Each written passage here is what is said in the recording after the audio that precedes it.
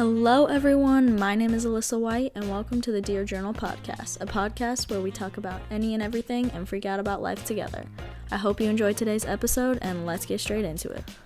Alright guys, welcome back to another episode. So this week I've got something kind of different for you guys. Last week I decided to try a dopamine detox, and now this name is not necessarily meant to be taken literally because if you don't know what a dopamine detox is, I'll explain it. But basically, you're trying to lower the baseline of stimulation that your brain needs day to day by not using such quick forms of instant gratification and dopamine. And basically, it's like a dopamine fast, but you're not actually able to completely detox from dopamine. It's a neurotransmitter. Like, that's not possible. But the idea is more that you're going to be able to do more mundane activities throughout the day without needing to pick up your phone all the time or listen to music or constantly need a show in the background of every activity you're doing, right? And for me, you can kind of take your own rules and run with it because there are very extreme versions of this where people won't make eye contact with people because you get a hit of dopamine. So that's pretty extreme. I'm not doing that, but I did kind of set my own rules. And basically, I was allowing myself to only go on social media to post. The rest of the time, I was not mindlessly scrolling on social media. That's what I really wanted to avoid, was the mindless scrolling, because you just get into holes and it's just quite a waste of time a lot. So I didn't want to do that. But I obviously enjoy making content, so I wanted to allow myself to post. But in reality, I ended up barely posting anything. So that was interesting.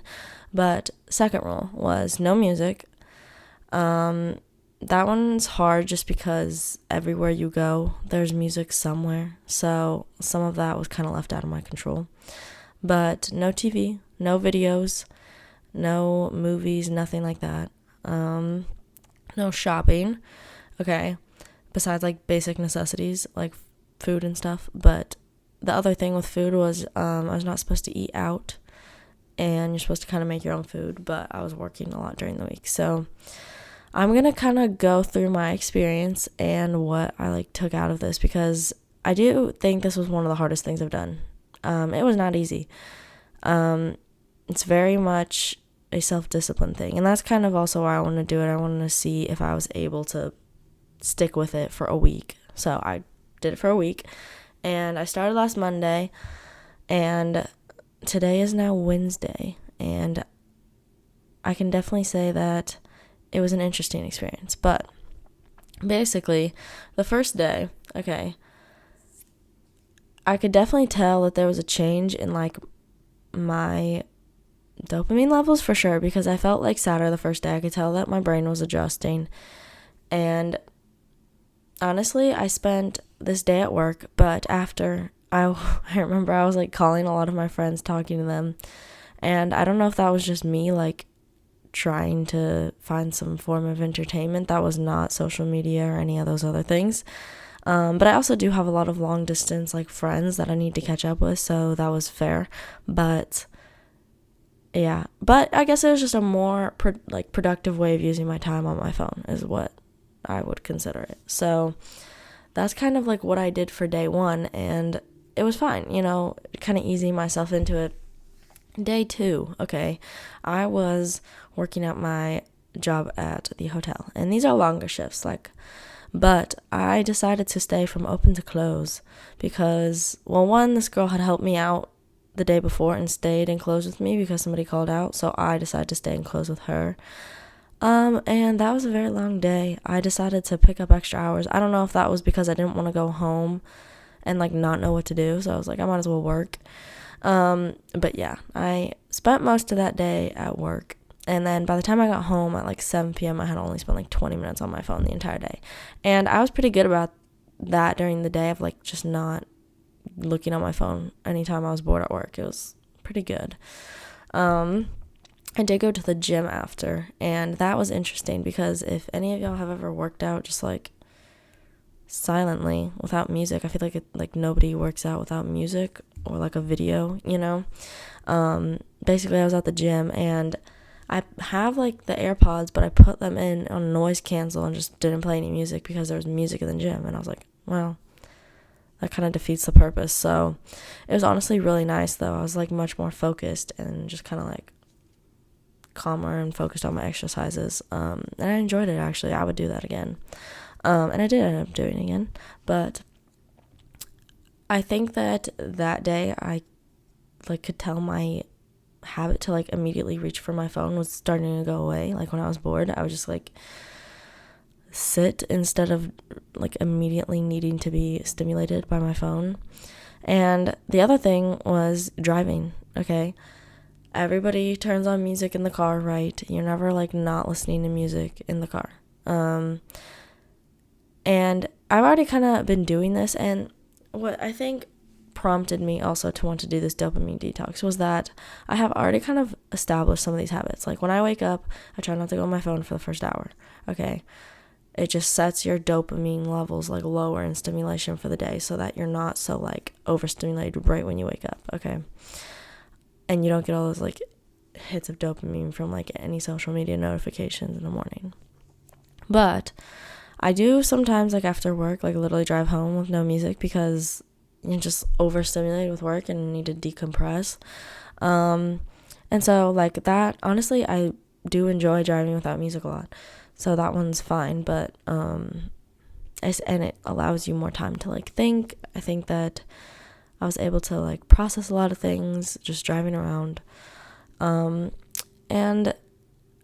I think that day 2, I really found myself picking up books instead of my phone when I was bored, which was very nice and just like some subtle stimulation. And basically, on to day 3. That morning, I didn't really touch my phone at all. I basically like came home from work, took a nap for a bit, and just like genuinely was just very like calm that day, I would say. Like I just was okay with not being stimulated because I felt like my regular baseline was lower and it was okay. And I did like allow myself to go on TikTok for like 10 minutes, but I wasn't looking at other people's videos. I was trying to figure out what I wanted to post. And then I don't think I even went on Instagram that whole day. So that was good. I did what was funny was instead of like, because I feel like I get a lot of my news from like TikTok or just like my knowledge of what's going on in the world from like social media. But instead I took to going on like New York Times and I was reading articles like a lot that week. So I feel very up to date now on like the actual things going on in the world from reliable sources. So that was interesting, but I do like reading articles. I just never would pick to do it over other things. So I found myself doing that day 3. Now day 4 was a lot harder, I'm not gonna lie. Day 4 I actually started to feel the lack of dopamine, and considering this is a happy hormone, the side effects definitely could be, oh, you're sad, which happened to me on day 4 because basically I worked early that morning and I just really didn't know what to do with the rest of my day because I had PT as well and I finished everything by like 11 a.m. So I had like a majority of my day to fill, and I'm a kind of person who like somewhat likes their day to be planned out. Like if I don't have an idea of what I'm going to do that day, then I don't know what I do. Like it kind of stresses me out sometimes if I don't have my like day somewhat planned.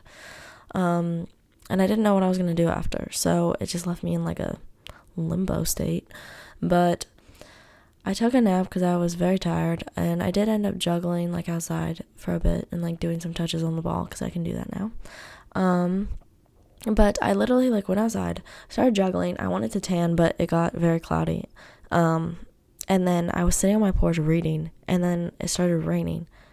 And I was so tired from work, genuinely, and like the last few days, that I literally fell asleep like with the book on my lap, and it was just like raining. But it was honestly so peaceful and nice. I didn't mind it, but I ended up going upstairs and like taking a proper nap.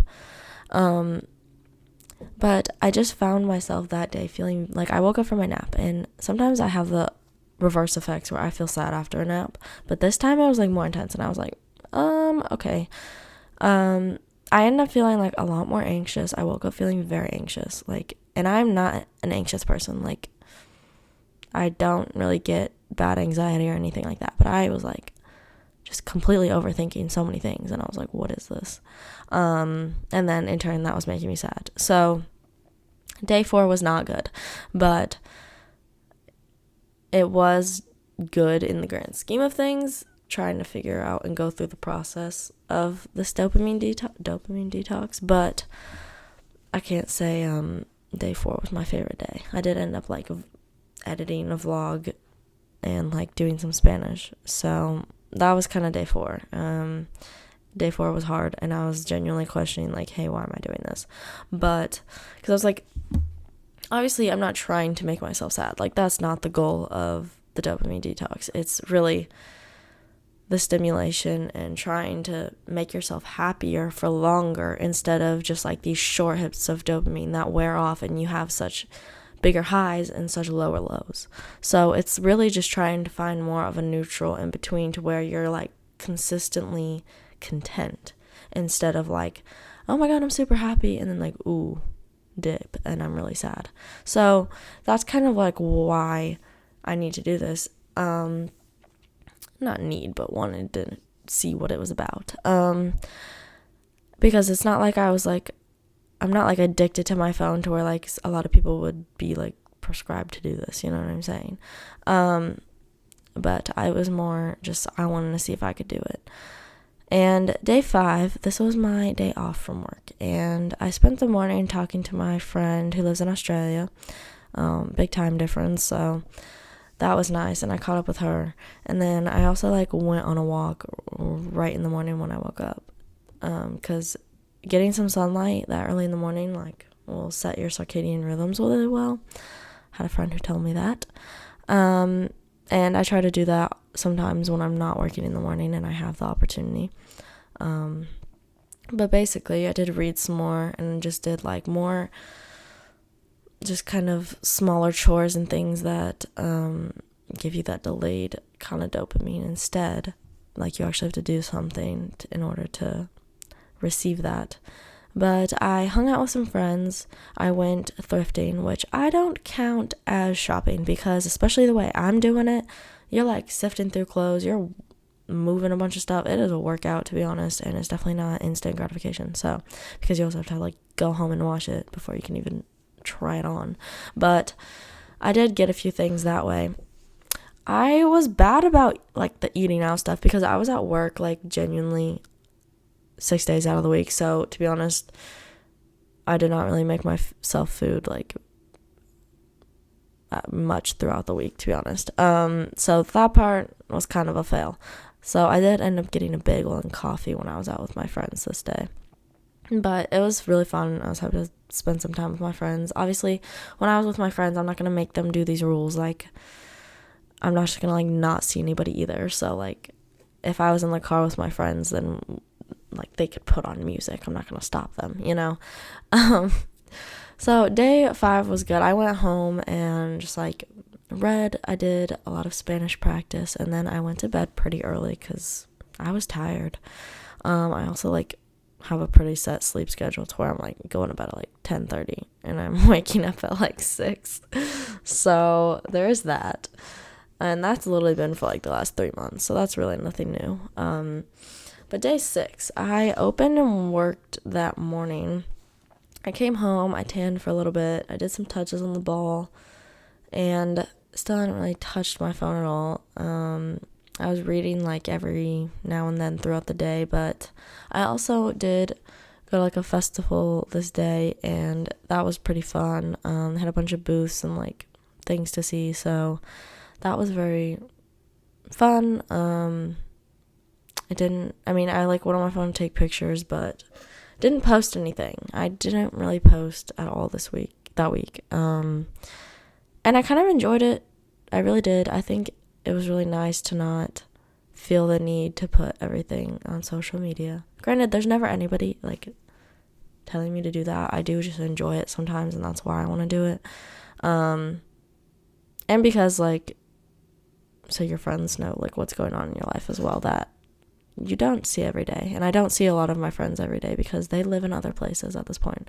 So there was that. But day 6 was pretty good. Day 7, the last day, I think that it was getting, I don't know if I was more lax with my phone in the last 2 days, because I definitely was, like, on it more, but not, like, on social media, just, like, looking through my camera roll. That was, like, something that I think I did to compensate, and it was funny, honestly, because I found a lot of funny pictures that I forgot about.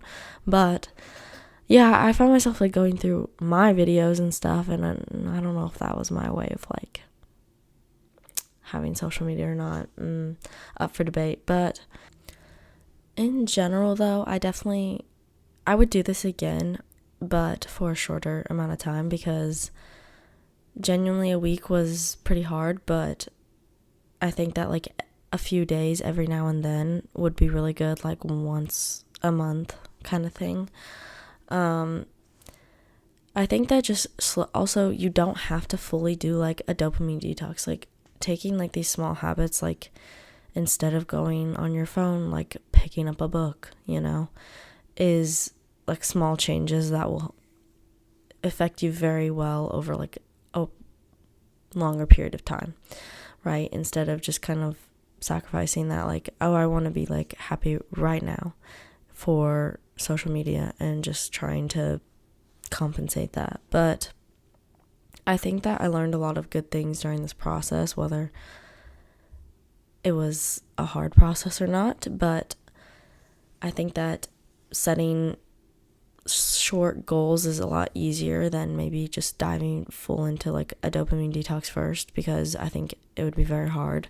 I think that this was kind of coming for a while for me. Like, I could have done this because I have some of these habits established as well, but I did enjoy it. Like, I enjoyed the process of seeing how to entertain my brain without social media and all these quick forms of entertainment. I didn't want to pick up my phone, like, honestly, for the first, like, 4 days of this dopamine detox. Like, I just didn't even want to go on it, and I found myself, like, just got the ick from my phone is what happened, and I was like, I don't need it. I can find other things to do. It's more like being creative enough to find other ways to entertain yourself is really, like, what it is, because nobody's just going to sit and stare at a wall for hours. Like, that's pretty unrealistic. But journaling, reading, a lot of people nap. I think that with the dopamine detox as well, like, you'll get tired more easily because you're not as stimulated, so your brain just, like, wants to go to sleep, because I found myself more tired a lot. But I think that the social media part was very much worth it for me, understanding that I'm not, like, missing out on anything if I'm not on social media, because for the last, like, few days I did feel like I didn't know what was going on, and so I wanted to look. But when I did finally on Monday, it was like, okay, I didn't actually miss anything. So